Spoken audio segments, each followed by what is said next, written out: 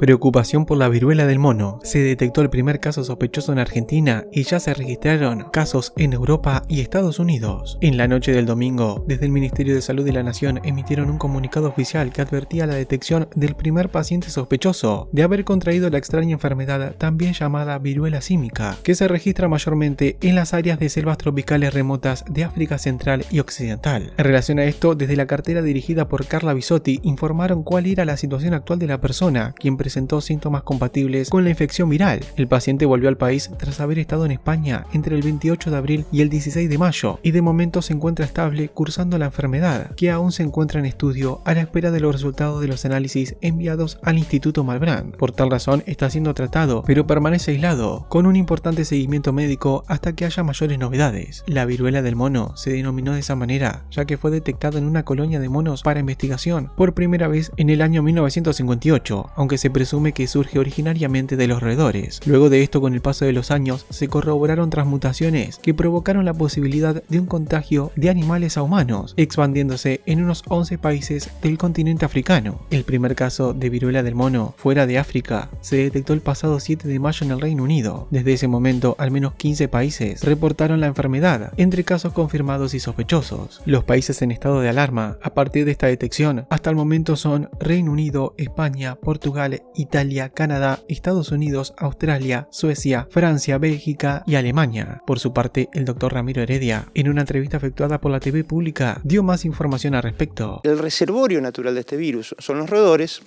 Los roedores contaminan por secreciones, por sangre, por fluidos corporales, contaminan, infectan a los monos y se vio los primeros casos reportados en mono por eso viruela del mono.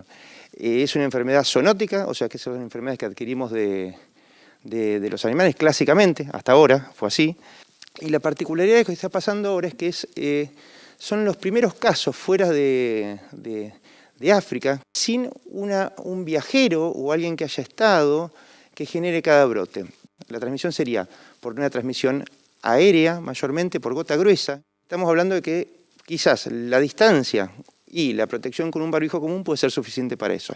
Y después el contacto cercano con la piel, con las secreciones, con fluidos de la persona infectada, sin la protección adecuada. En tanto que, ante la irrupción no endémica de la enfermedad y el índice creciente de los contagios, el gobierno británico decidió en las últimas horas implementar una cuarentena de 21 días a los contactos estrechos de los infectados, así como también ocurrió en Bélgica, otro de los países que empezó a tomar políticas sanitarias al respecto. La primera nación en América Latina en notificar la presencia de esta patología dentro de su territorio fue precisamente Argentina. Por ese motivo, mientras se aguardan los resultados, se conformó una mesa de trabajo con la provincia de Buenos Aires y la Ciudad Autónoma de Buenos Aires para coordinar las acciones clínicas, diagnósticas y epidemiológicas con el fin de confirmar o descartar el caso, dando la adecuada atención clínica e implementando todas las medidas de control para evitar una posible transmisión que potencie la proliferación de los contagios. En ese sentido, el ministro de Salud de la Ciudad Autónoma de Buenos Aires, Fernán Quirós, dialogó con la prensa dando mayores detalles al respecto de dicha enfermedad y del paciente argentino que está siendo tratado. Ha sido atendido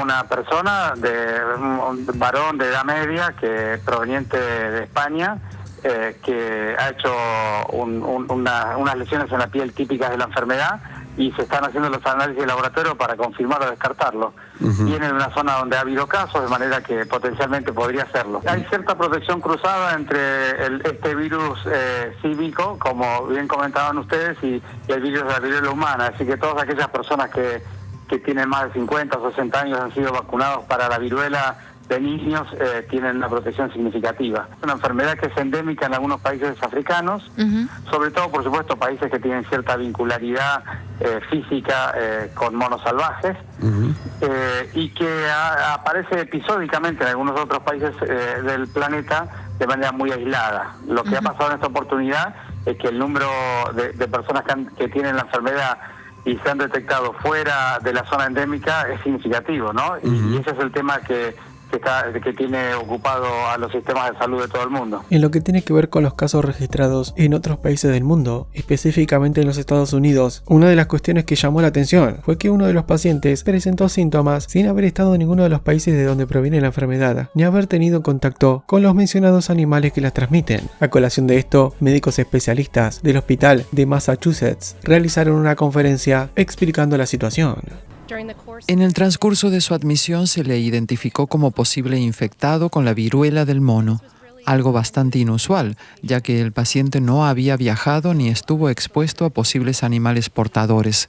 Pensando en el paciente y a la vista de algunos casos en el Reino Unido, el equipo médico se planteó de manera más amplia el diagnóstico. Asimismo, el director del Centro de Coordinación de Alertas y Emergencias Sanitarias del Ministerio de Sanidad de España, Fernando Simón, si bien afirmó que creía que el contagio tal vez no se dé a gran escala, no descartó los posibles riesgos ante un nuevo comportamiento del virus. No es probable que vaya a generar una transmisión importante, pero no lo podemos descartar.